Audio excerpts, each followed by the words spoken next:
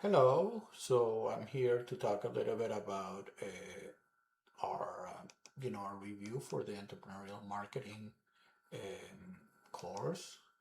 So we've concluded the first part of the course, which is essentially what we call the exploration and experiment phase, and we're moving now to the next phase, which is how to start the process of getting customers, particularly the early adopters. So basically, uh, what we did is we started first with the lean startup, and then we went into the selling marketing process, which by the way, at the beginning is same thing. We talked about the business model using the Canvas template. And now we're gonna get ready in the second part of the semester into how to go to the scaling. So the first part is really about pursuing the opportunity. And the second part is transitioning to growth. So this is going to be the second part of the semester. So starting with some basics, in marketing, the framework that I use, which I've learned about 30 years ago and is still continue to be used today at Harvard Business School, is very similar to the frameworks that everybody uses. But what I like about this one is that it is it's logical.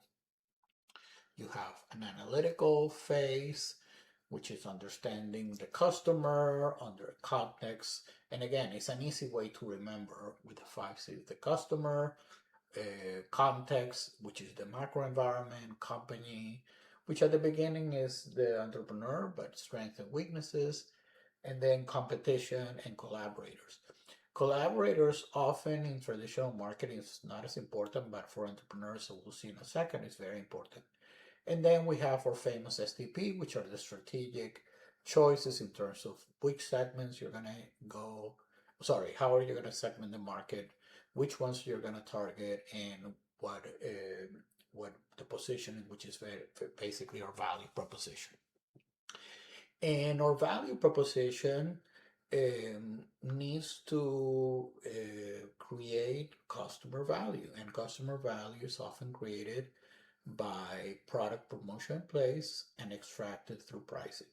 Now, later on, we're going to see in the framework that we use in our entrepreneurial marketing book by by Frederick Crane, that he thinks that people is so fundamental that it should be included in the 4 Ps. And I'll tell you later how we do that. So again, what is the value equation? Customer value equation is, let's say, you have here two options. You have McDonald's and you have Starbucks. Now, many people would are willing to pay more for Starbucks, sometimes double or even more, because of they perceive Starbucks to have a higher customer value. So when we think of customer value, you're basically comparing the benefits you get, and a lot of these times these benefits are not tangible. They could be social, or it could be emotional benefits and so on, and then in comparison to the price. Now it depends on the target, right?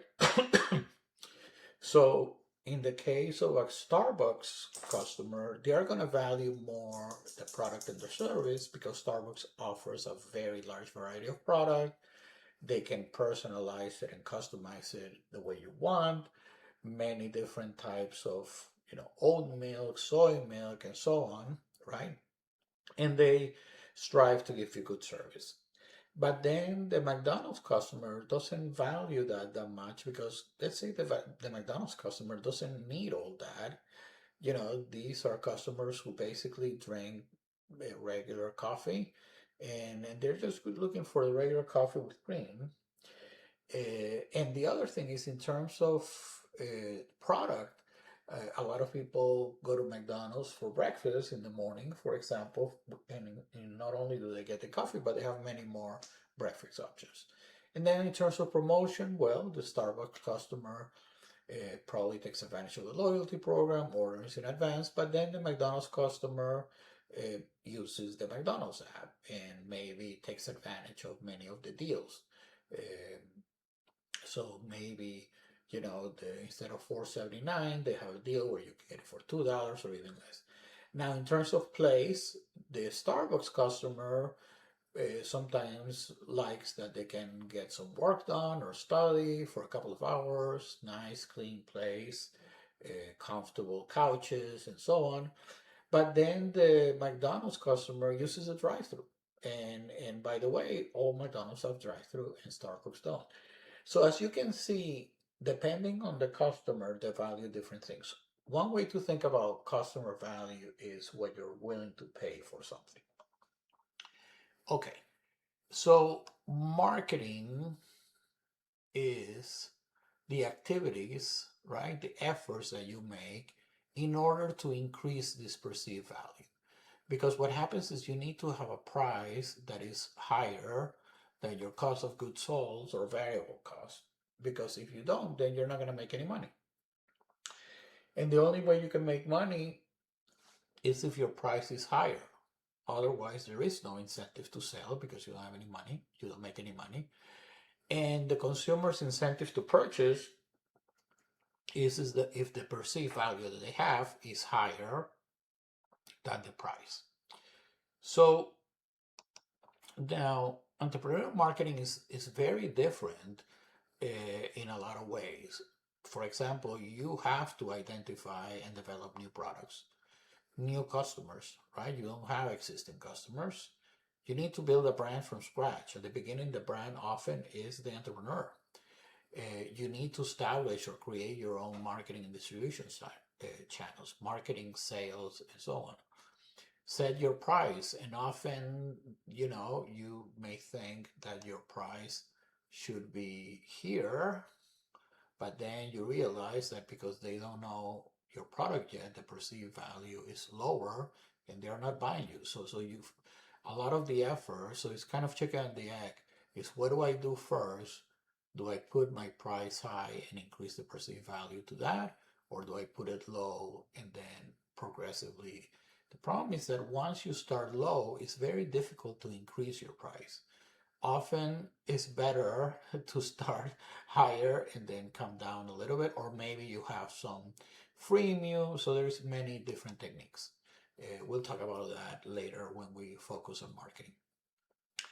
Marketing communication is really top of the funnel, awareness and trial, as opposed to reminding or building loyalty. And most importantly, the big difference is scarcity. You have to be very creative, right? We saw this in all the case studies, particularly in Zipcar, right? I mean, basically flyers, brochures, and then we saw with Airbnb, Craigslist, cereal boxes, all sorts of tactics, and hopefully, if you if you have a high viral index like our friends from Dropbox, then you can build very high cost. You can increase your marketing relatively quickly without a lot of resources. But most of the time, that's not the case. So if we look at our marketing framework for entrepreneurs, typically in traditional marketing, you start here, right? The consumer, customer, and the needs and all that stuff and satisfaction. No, here it could be in many different areas. Often is you're looking at context, meaning trends, right?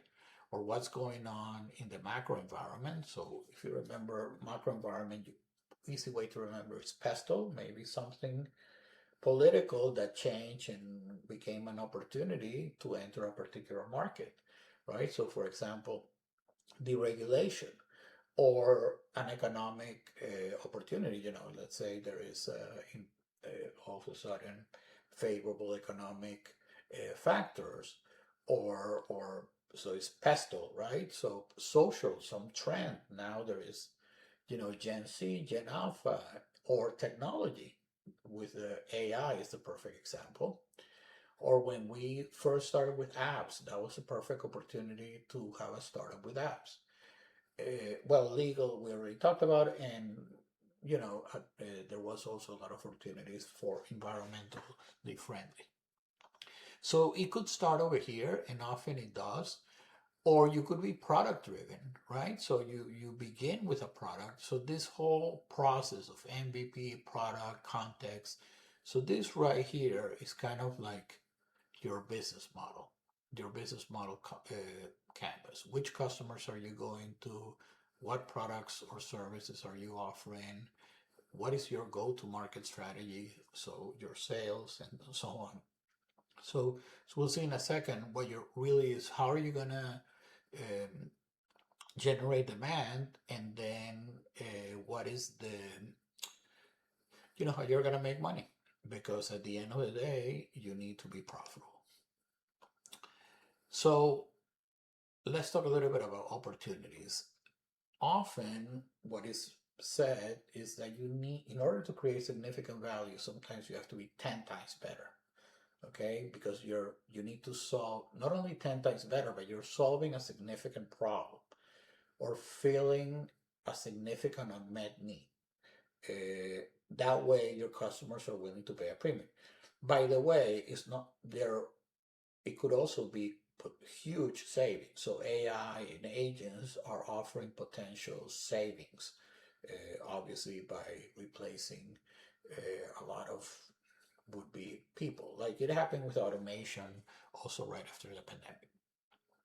So at the end of the day, you want to offer significant uh, return on investment to the investors, but then also the entrepreneur and the team, which often is also part owners because they get equity early on and stock options. So there is this whole thing on what is the incentive, right? The incentive to pursue this, let's say, uncertain, risky opportunity.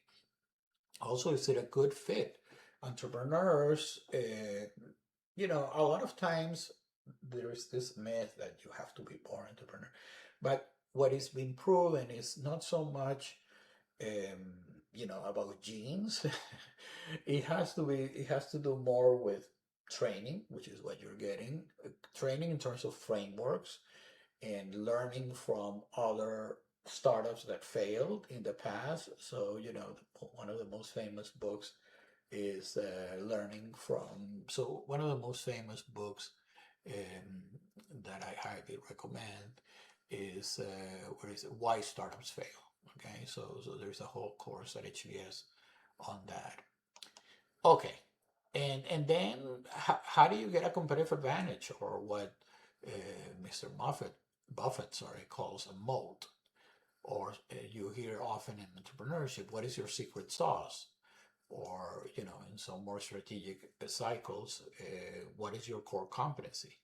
Um, competitive advantage coined by Michael Porter and core competencies by Gary Hamel and C.K. Prahalad. Oh, most importantly, 10x.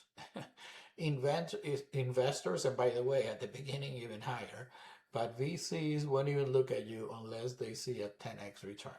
So this is important. So there's many frameworks, but most of these frameworks. So this is kind of the original framework that I learned is still being used today by Professor Salman and Stevenson, who are the pioneers of the entrepreneurship program at HBS. I feel old when I say to people that they were my professors. Yeah, they are now in their 80s, so they were in their 40s and 50s, and no, I'm not that old. So they were already probably in their late 40s. Okay, so key things when you look at ventures, and we'll talk more about this in terms of how to assess a startup. But first bucket, people, right? Skills, attitudes, reputation. So what I was going to say is what is being proven is successful people usually like 30% is due to being able to motivate, work well with team, lead, but like something like 70% is the working really hard and not giving up, right? So persistence. And then like luck is something like 1%. Okay. And then, also a small percentage, some sort of skill or gene or whatever. So this is not people who are born a certain way and all that. That's been proven already. Okay, so then we look at the opportunity. We're going to talk about that a lot. We already talked about context. And then the deal structure, which we haven't talked much about. This is more the financial part of it, the term sheet and so on. So again, we have these activities or this journey, right? Early on is a lot of investment, and over time, hopefully you're going to scale and expand, right? So in the exploration phase, we have a lot of experimentation, hypothesis, your first business model canvas, some forecasting, but early on, people know that this is very, very much in the air. So we start with this lean startup, you know, framework. But you also need to ask yourself, do you want to be an entrepreneur, somebody who's going to deal with all this uncertainty? And then the whole lean startup is about the testable hypothesis. We'll go in a moment. Then, you move to an MVP, and then you start getting traction with early adopters. And then you realize this is something sustainable. Transition to growth, and so this whole transition to growth piece, scaling and all that, that's what we're in expanding the scope is the second part of the semester that we're going to focus on, right? So if we think of the different categories of opportunity, so we need to first look at, okay, what type of opportunity are we looking at? So we look at it in terms of risk and potential size, right? So obviously we want, ideally, low risk, huge scale opportunity. So this doesn't happen often. So this is high growth businesses. Typically what we see, and by the way, all of these are hockey sticks. These more than these. This one obviously not. Now, most of the time we're here. High risk, right? Labor intensive, but hopefully something that will scale over time. Now, sometimes this is more like smaller local businesses. They are lower risk, but they don't have a huge scale potential. By the way, this is sometimes they basically have some initial high growth and they over time stay like this. Now, the part that you don't want is high risk and no growth, right? So you're going in the opposite direction. Okay. So again, let's talk a little bit about the lean startup. Lean startup is this. Lean startup is basically a book, a methodology by Eric Ries, and he puts up these steps of how to go about developing a startup. So what happened is originally was for tech, but now most startups are adopted, and I think it's because most startups these days have a tech component, especially high growth startups. Okay, so basically it's all about this hypothesis driven model, and you start with a vision, and basically that vision is something that you want to test.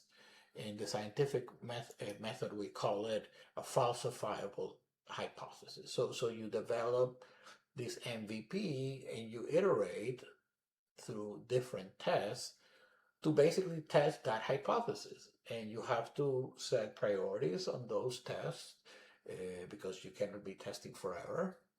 And then you learn from them and you iterate until you have some sort of either validation or rejection.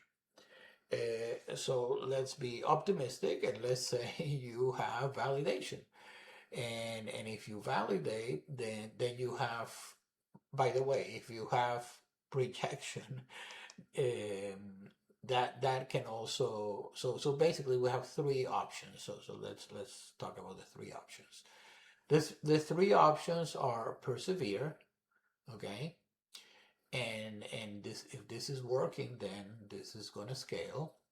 Now, if you persevere and it's not working, then maybe you go to your next hypothesis. So this is iterative. Another option, which is often what happens, is you pivot. So you need to adjust, and we'll talk about the different type of pivot. And the one that is, that is the hardest is perish. Okay, so typically what happens, especially if you've invested a lot of time and your own money, is you keep on going and going and going, and that becomes a very painful situation. So we basically go through all of these stages, and early on, we get a little bit of traction through this early market, okay, of innovators and early adopters. And here is kind of like your beta users, and these become your early adopters who are visionaries and pragmatists, we call them. And then we go to the mainstream market, starting with the early majority and so on. So the focus, the first part of the semester is here, and then how to cross that chasm. And then the scaling obviously is over here. You go, this is scaling. And by the way, these are different. You have different chasms, small chasms and big chasm. The big chasm is jumping from the early adopters to the early majority. So that's basically what the book is about, the crossing the chasm, because 75% or so of startups never cross that chasm. And then in terms of scaling, we'll talk later about the different ways to pursue digital marketing and other types of marketing. Early on, it's really mainly about sales. And later on, then we'll talk about how digital using the funnel and the customer journey. So who are the people? Well, you have the entrepreneur, the founders, the team, advisors, investors, and so on. So let's start with our first reading, which is this experimenting in the entrepreneurial venture.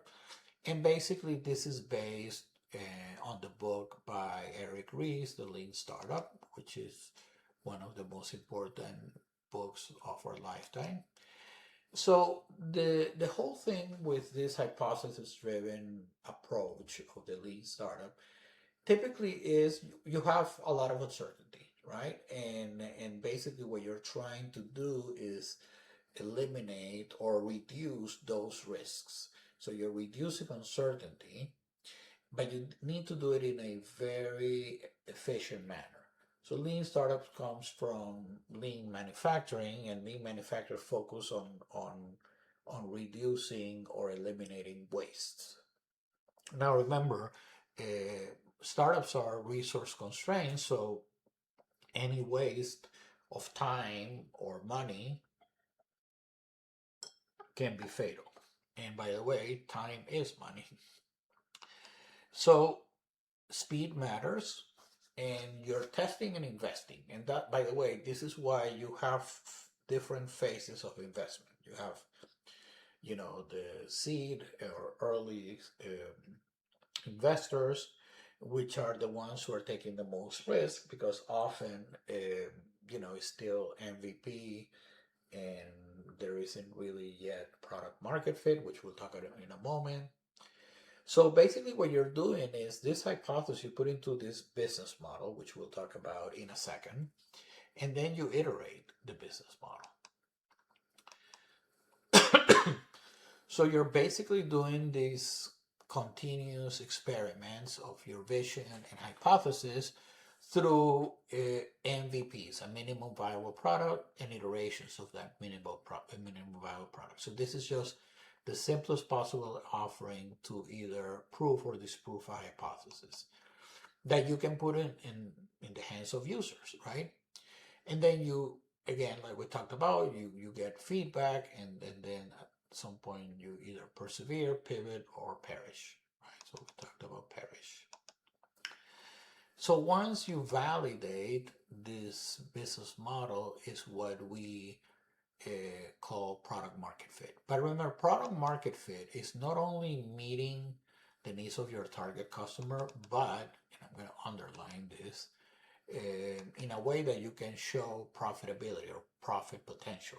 Doesn't mean that you're profitable at this moment, but you're significantly profitable over time. Remember, investors are looking for 10x return on their investment.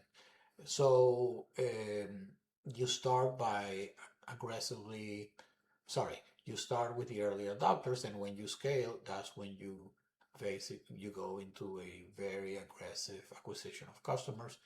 And sometimes that's done through maybe a company. So this is the famous exit strategy. If you don't have the infrastructure capabilities, then maybe you get acquired by one company that does have that infrastructure. Now, this lean startup or hypothesis driven is not the only way to do this.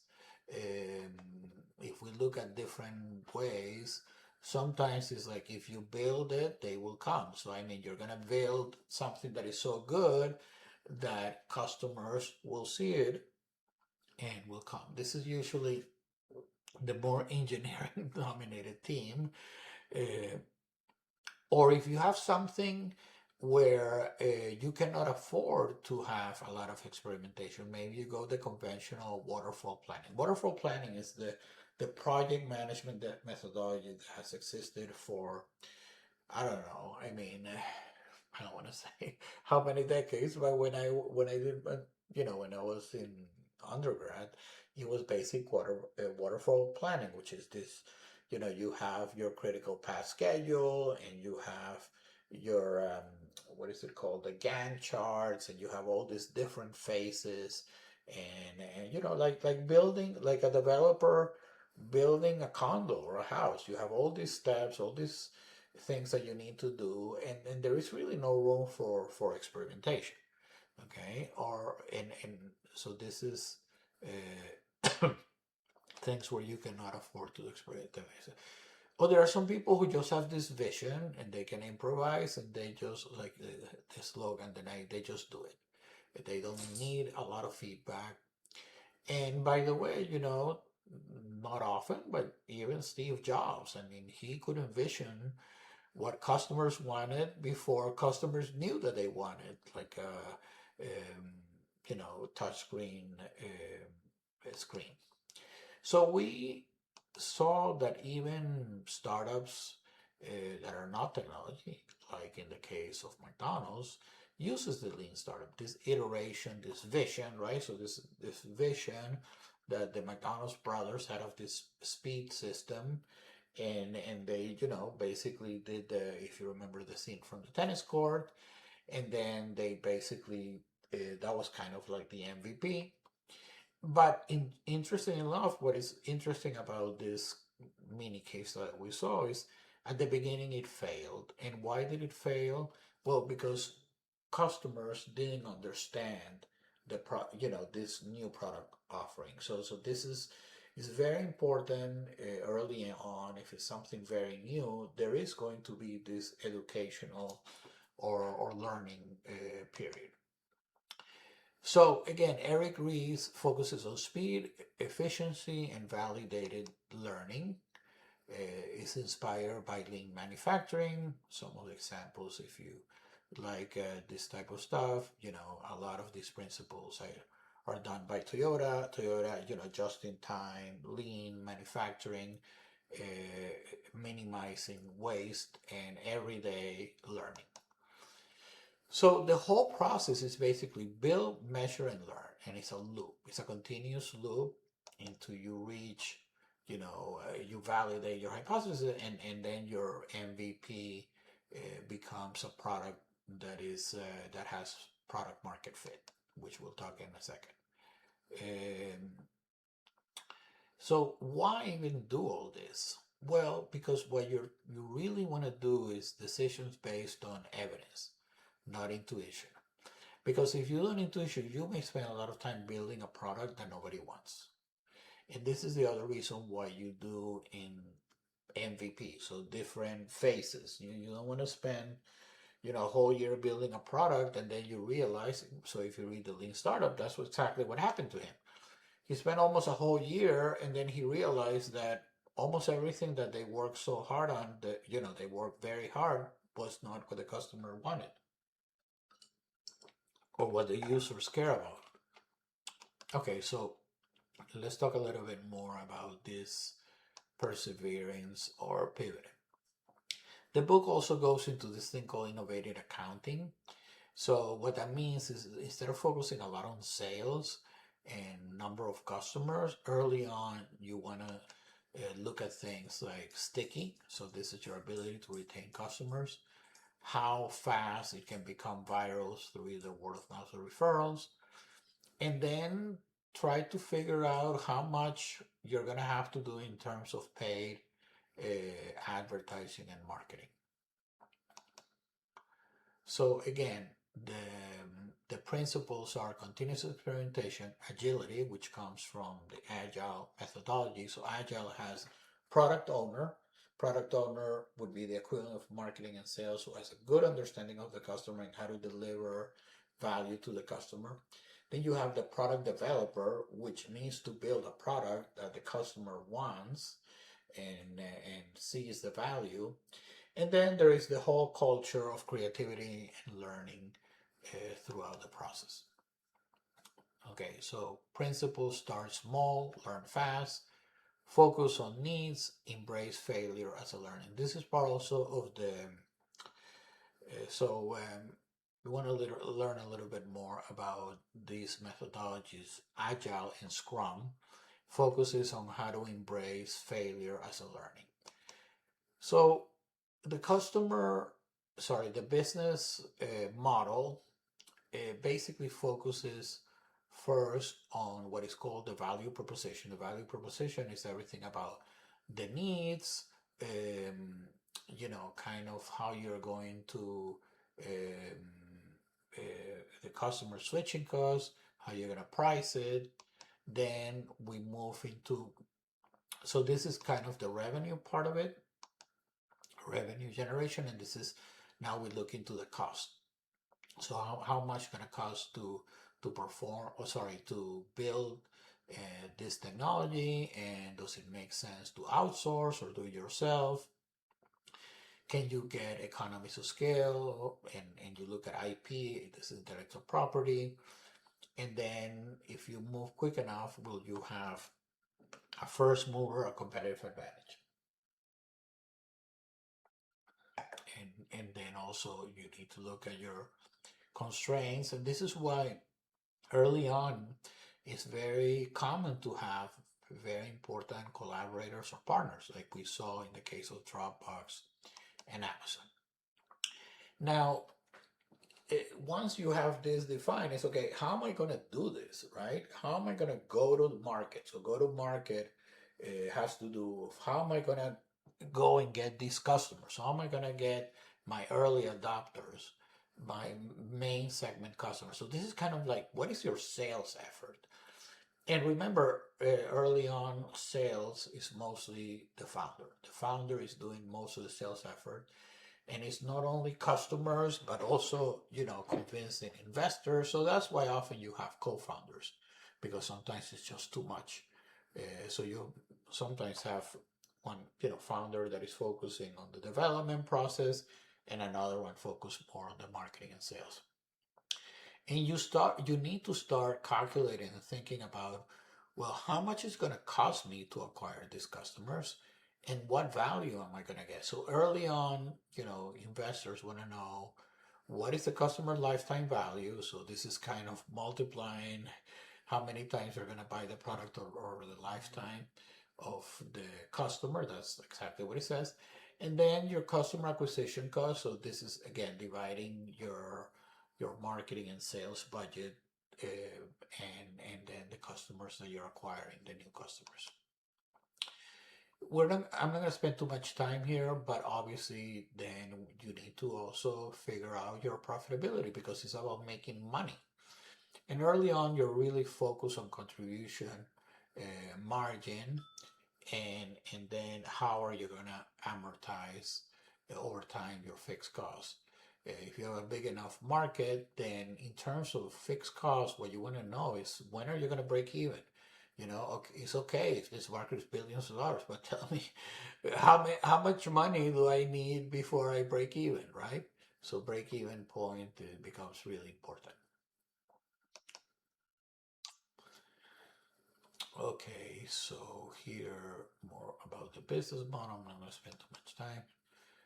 A lot of the testing is done through A/B testing, so you can do so. This is kind of like a website, right? So you have your visitors, how many of them add an item to the cart, how many get to the checkout, and then how many complete the checkout.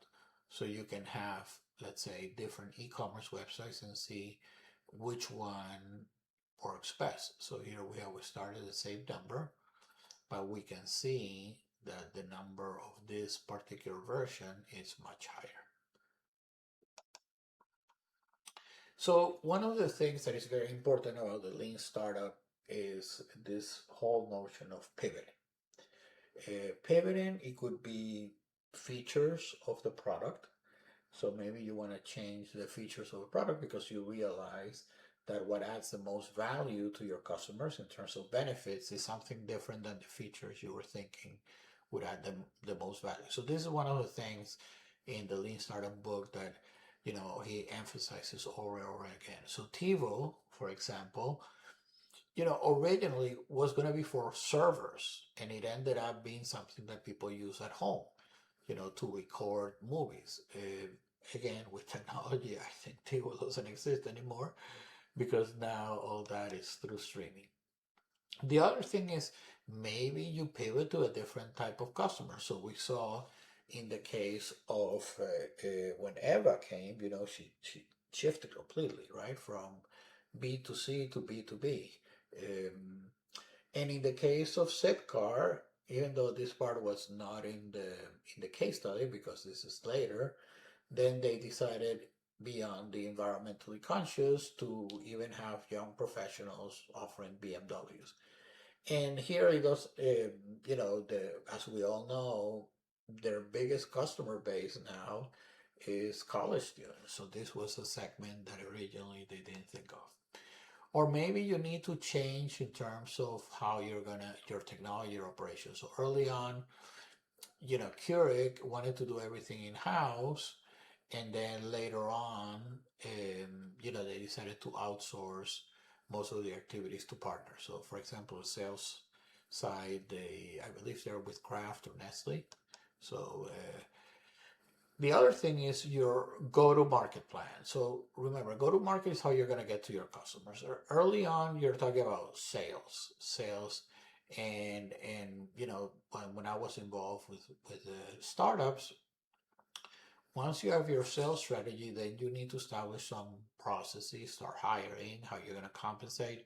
Early on, if you want to get experienced salespeople, you may have to compensate them very close to what they were making, plus some stock options. And then how are you going to you need to also review them because if they are not producing results quickly, then sales are people that if they do really well, they can make a lot of money, but if not, then you need to change them. And then the other is how are you going to do this? Are you going to do your own e-commerce and directly go to customers through that? Are you going to use distributors, retailers, marketplaces similar to like Amazon?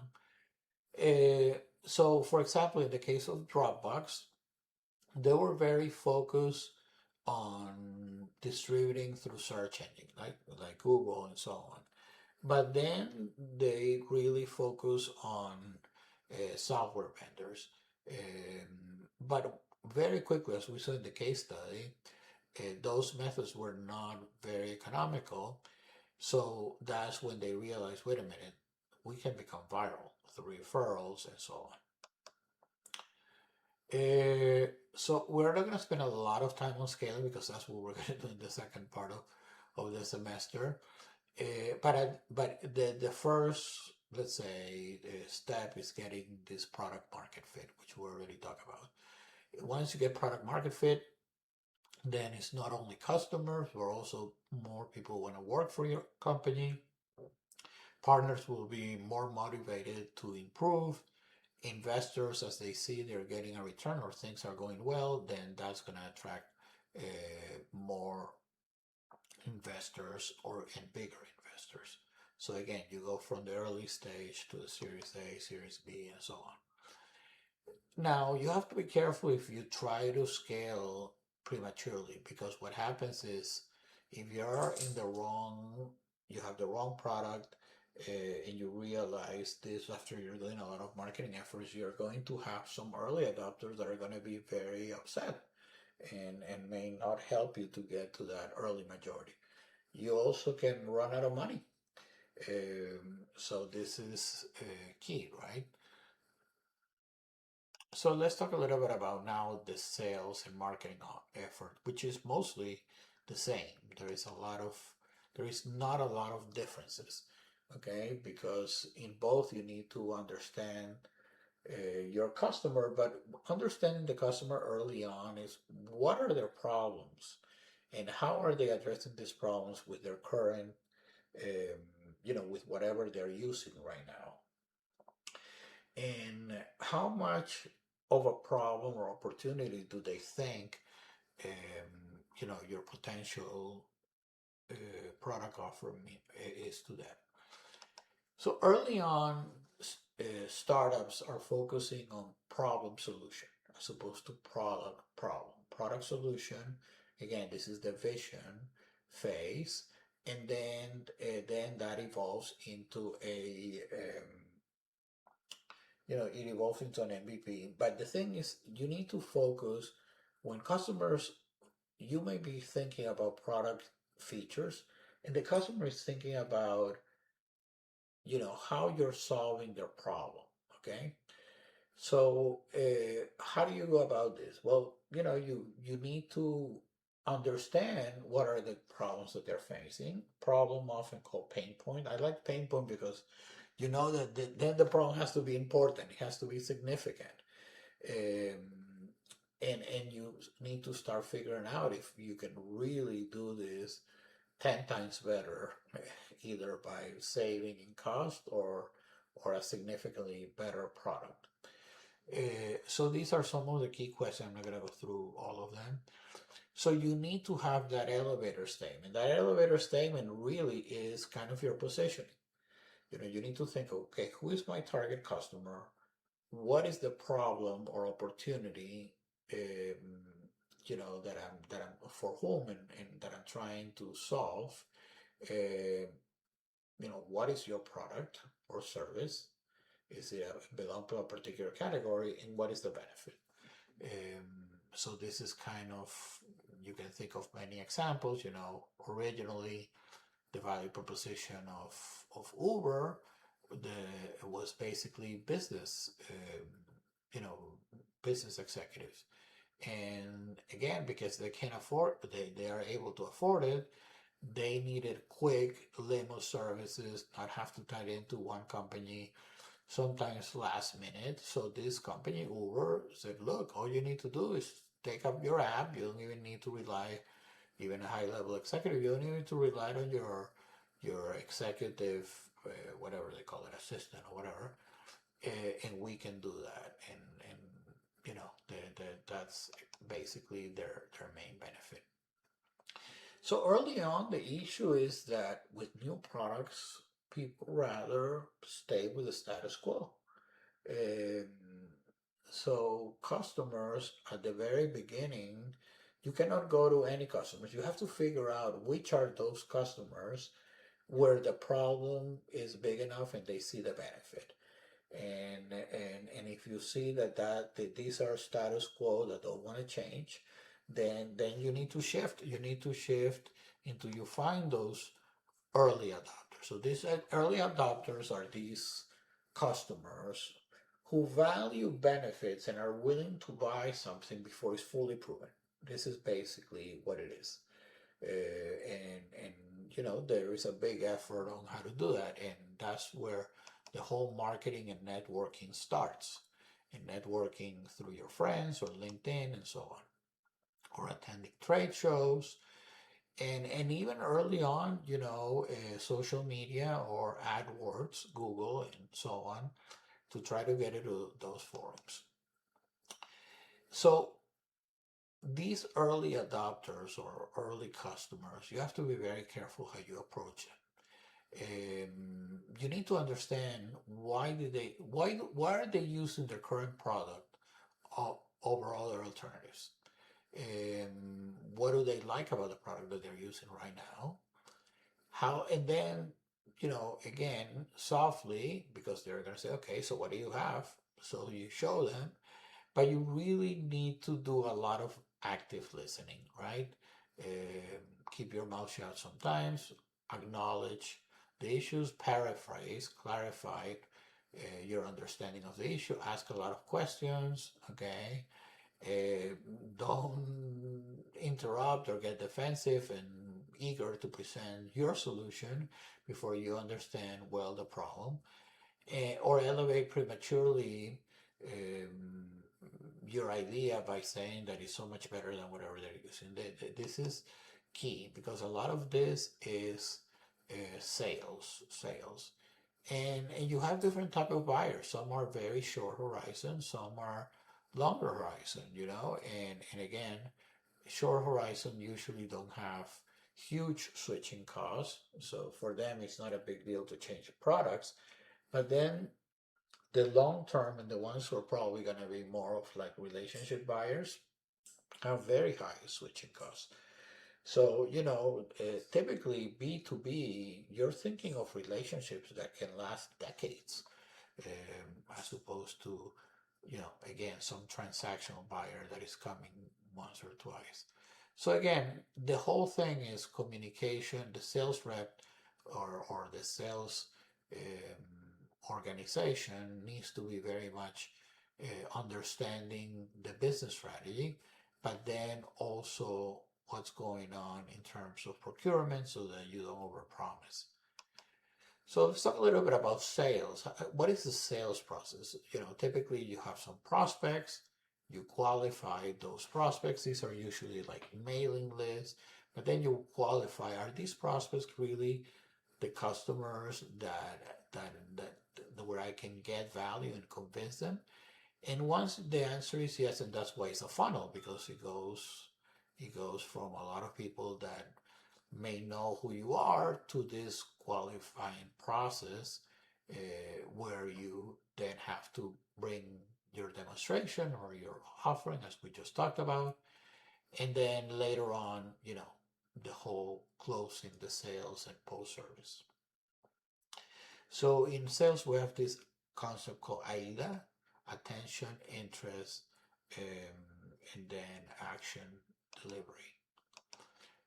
So let's see. We'll talk more about that later on. So what is entrepreneurial marketing? It's kind of like a mindset. So Stevenson says the relentless pursuit of opportunity with limited resources. Salmon basically talks about testing your vision through iterative experiment, very similar to Eric Ries. So let's talk a little about, so how do we go about doing this, right? So what happens is we have these different groups of customers, and we have these chasms. So what is a chasm? A chasm is how do you go from one group of customers to another. So the early market is kind of like your innovators or beta users, which are very useful at the beginning, but you have to be careful because they become very demanding and they want just like a customized product, and you cannot have sometimes a different product for every single customer. So once you have already kind of like an MVP that is more like, let's say, more polished MVP, then you need to get to the early adopters. So let's talk a little bit about this, how this works. So who are these early adopters? These are people who are visionaries, they're pragmatists, they like things that are proven solutions, they embrace tech, okay? So these are the people who love, they go to parties and they love to talk about the new things that they're doing, and then they're almost like opinion leaders, or like many of you think of influencers. These are the people that others follow. Okay, but it's hard to get to them, right? Now you have to be also careful because early adopters are really good, but you don't want to rely so much on them that basically that becomes your only customer. At some point, you need to go, and try to cross the chasm, which we'll talk about in a moment. Crossing the chasm really is going from the East early market to the mainstream, right? And the mainstream obviously has all of these different ones. So how do you go about it? Well, so crossing the chasm, the strategy start with a small niche where you see the most urgent need for your product or solution, right? So you build this solution that fully solves it for this niche or small number of customers, and you make sure that they adopt it. And sometimes you need to go overboard in terms of the services and going out of your way to please them. But then and we'll see in a moment, that these are the ones who are going to help you get to the mainstream and the early majority. So early on, again, once you have your value proposition, you also need to kind of outflank your competitor. So, Moore talks about, he uses Normandy as an example, right? So you launching this invasion where the Germans least expected it. They thought it was going to be somewhere completely different instead of through Normandy. So you also want to kind of have a little bit of an element of surprise. So that way, if they all of a sudden decide to respond, you already have kind of conquered that small niche. So pragmatists, require a whole product. Uh, not just the core features. So they require a whole product. Now, remember, this alliances, and we'll see in a moment, we'll talk a little bit more of how this works. So the other thing is this bowling pin strategy. This niche and these early adopters are the ones who are going to let you knock out all the other segments. So think of, the number 10 pin is the one that is the number one. Or, well, the one that is in, at the beginning is the one that is going to knock out the others. Uh, Crossing the chasm a lot of times is about focus, credibility, bringing a complete solution, but be careful, you don't want to scale too early. So let's look at this model that this is kind of the reading, the Lassiter reading. So this is a model that we have to look in steps. So the model basically says you have people, products and services, partners, and customers. And there is a relationship between all of these. It's not just going from the product to the customer. These people and partners help you get there. So here, when we're thinking about the people that are going to help you get there, you have this thing of these people who knows and has delivered successful product to the desired pragmatist in the past. Who sold the desired pragmatist? So you're looking for people. Okay, these are the ones who are going to get you to these customers who have delivered this success, and people who are known in the industry. So this is what I was telling you. These are the people in the trade shows that people go and ask them, so what's going on? Or in the golf course or whatever, what is new, right? So how do you get them? Well, you need to see what are the advantages versus what they're using, and these are kind of also the visionaries. Okay. Now, then you have from here you go to here. So these are the people. So now again, this is kind of the early adopters.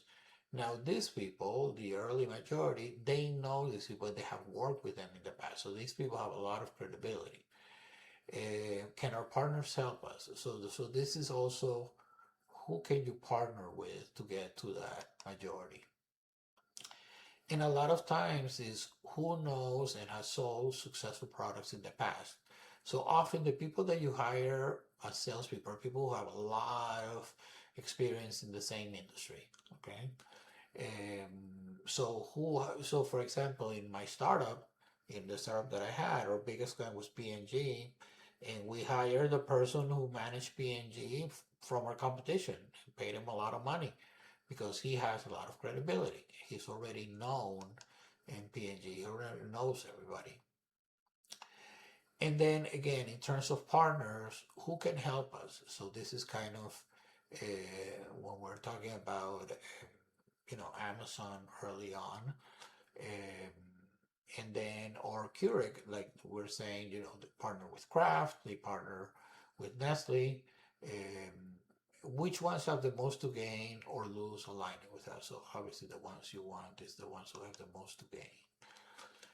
So this from these partners to this customer, these partners can also help you get to those customers because they are already doing something with these customers in the past. So if they're working with you, these can also be partners that can help you get to this customer. So you have these people, which typical are sales or the early adopters that are going to help you get to these early majority.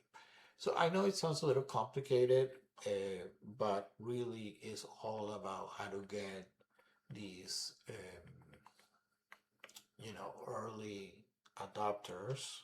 A second, uh, to that majority. Sorry, for some reason it's not right. So the whole thing is how am I going to get from here to here? So we're talking about these people that not only are willing to buy your unfinished product, but think of this of two sets, right? So these are those so-called pragmatists that are going to get you here. And the early majority may have some of those pragmatists. So the people that have most in common are kind of like here and here. Your early adopters that are here maybe have more in common with the innovators, so they don't have that leverage. They're not the opinion leaders that are going to get you to the next level. All right, so I think this is that's pretty much it. So I think we're going to end it here.